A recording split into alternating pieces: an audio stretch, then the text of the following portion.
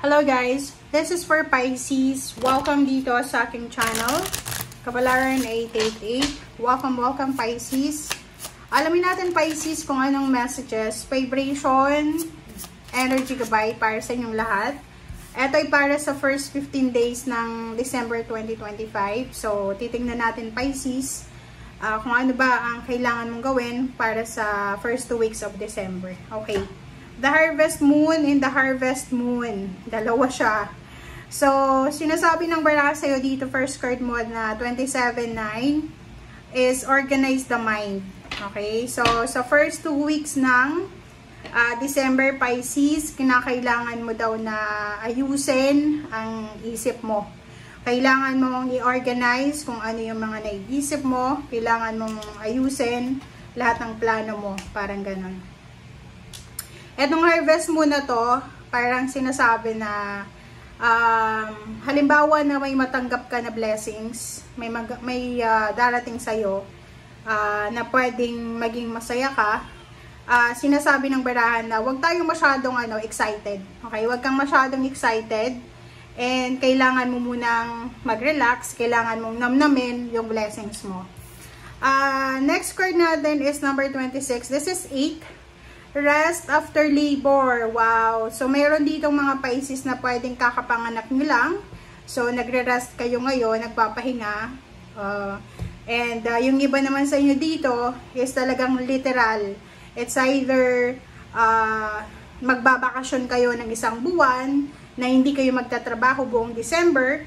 Or maybe, eto na yung kumbaga bakasyon, eto na yung katuparan ng mga pangarap mo, sacrifices to, 'di ba? So this is hard-earned success, hard-earned money, hard-earned relationship. So sinasabi ng baraka sa'yo dito na lahat ng mga sinacrifice mo, pinagpaguran mo, pinagpuyatan mo ay makukuha mo yung resulta. Okay? So this is rest after labor. Pahinga, bakasyon, quiet time after ng mga magugulo sa buhay mo, sa paligid mo. Okay, thank you Pisces. And yung 2 cards, combination ng cards na yan na yung first 2 weeks ng December, that's parang 2 linggo na oportunidad mo yan para makapag-isip, makapagpahinga. Kung nakabakasyon ka na, kung wala ka ng trabaho simula pa lang December 1, gamitin mo yung December na yan, yung 15 days na yan sa pag-iisip para sa mga future plans mo, or gamitin mo yan para magmuni-muni, mag-meditate, mag-pray, or kung ano pa man. Okay. Okay, next card natin, New Moon in Libra, Know You Are Loved. Wow. So, this is parang napaka-strong ng message na yan. Sinasabi sa'yo, Pisces, ng barahan na yan, na isipin mo na may nagmamahal sa'yo. If halimbawa sa mundong ito, sa ibabaw na to, pakiramdam mo walang nagmamahal sa'yo, kahit pamilya mo, isipin mo na ang Panginoon ay mahal na mahal ka. Hindi ka niya iiwan. Iwanan ka na ng lahat. Walang okay lang kasi naandyan niya si God. Once na nilagay mo si God sa center ng buhay mo. Okay? So, know you are loved. Know that someone, may mga tao dyan sa paligid mo na sumusuporta sa'yo.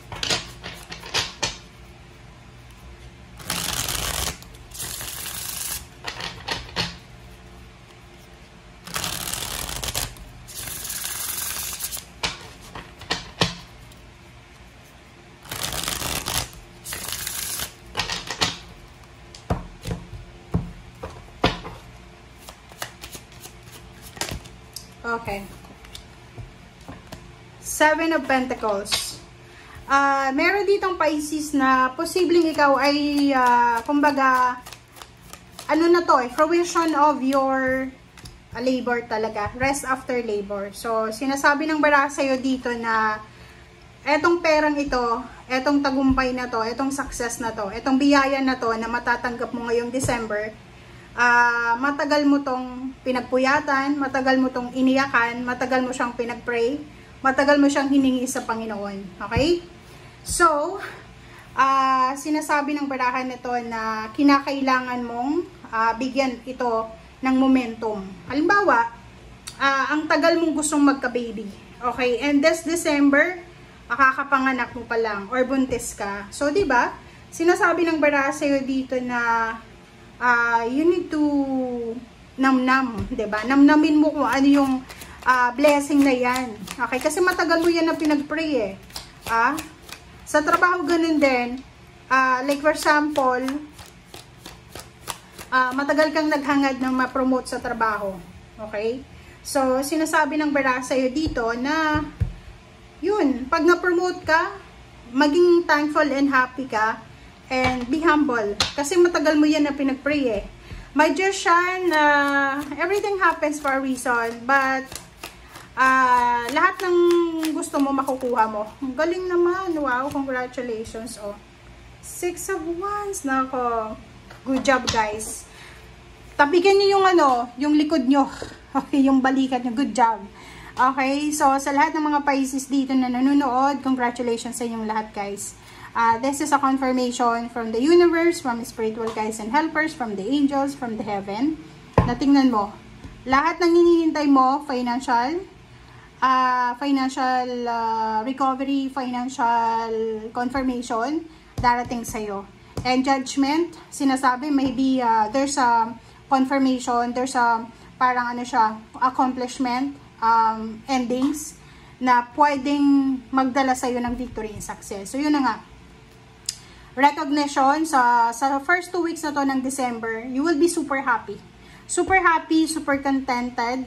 And may mga tao dito na parang titingalain ka. Yung parang may isip nila na wow, napaka swerte naman ni Pisces. Pero hindi nila alam na yung ginagawa mo, hindi ito swerte eh. Or yung blessings na matatanggap mo ngayon, hindi swerte eh.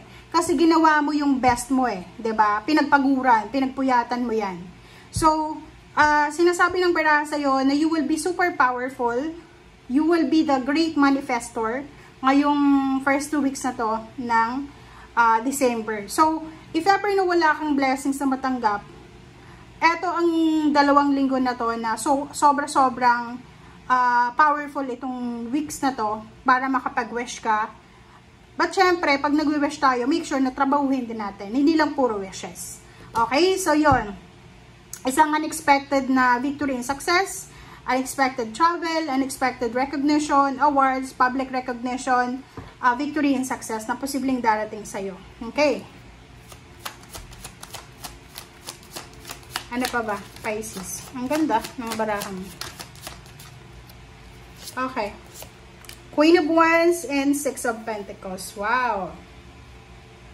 So, nakikita ko sa'yo dito na you will be free from any financial distress, stress, financial obstacles and challenges. Anong ibig sabihin yan? Ibig sabihin, may freedom ka na. Yung 6 of Pentacles dito, this is the balance of giving and receiving. Because maybe may mga Pisces dito na hindi na balance yung finances nila. Yung parang bigay lang ng bigay kayo, wala kayong natatanggap. But this time, sinasabi ng baraha sa'yo na ngayong buwan na to ng December, mararamdaman mo na hindi mo na kailangan na palaging magbibigay or hindi mo na kailangan na isipin na kailangan kong i-please ganito, ganyan. So, nakikita ko, you will have or you will get the balance, the financial balance and freedom sa giving and receiving. Kumbaga, may iba sa inyo ditong pahinga muna kayo sa gift giving ngayong Christmas. Or maybe may iba sa inyo dito na pahinga muna kayo sa party or pahinga muna kayo sa kung ano man na financial flow na ginagawa nyo every year. Okay? Empress. Oh. There's a Pisces na pregnant. There's a Pisces na kakapanganak lang. There's a Pisces na marami kayong mga kumbaga aanihin.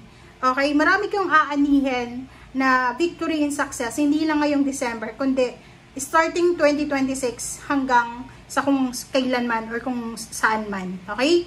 Impress, sinasabi ng bara sa'yo dito, lalo kung babae kang Pisces na you will be super happy. Marami kang bagong ideas, bagong mindset, bagong plano na posibleng sisimulan mo ngayong December na to. Diba? So, kung babae kang Pisces, simulan mo na. Unahin mo yung sarili mo, self-love, self-care. Halimbawa, diba? Kung gusto mong magkaroon ng balanse sa salapi, hindi lang puro bigay ng pera. Hindi lang puro bigay ng regalo. Make sure na nakakatanggap ka rin. Kasi ganun yung balance eh.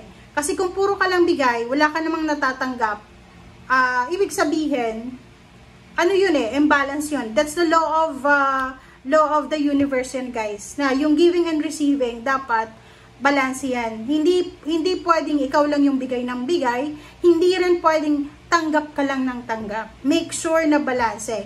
May binibigay ka, may natatanggap ka, kahit appreciation lang. Alright? So yun. Okay, so just to summarize, sinasabi ng baraha, marami kayong matatanggap na blessings, fruition of your success, of your hard work, of your labor. And may mga times na pwede kang makapag-relax, makapag-bakasyon. There's a victory. Lahat ng wini-wish mo, lahat ng hinahangad mo ay mapapasayo. There's a recovery, there's a confirmation, there's a result.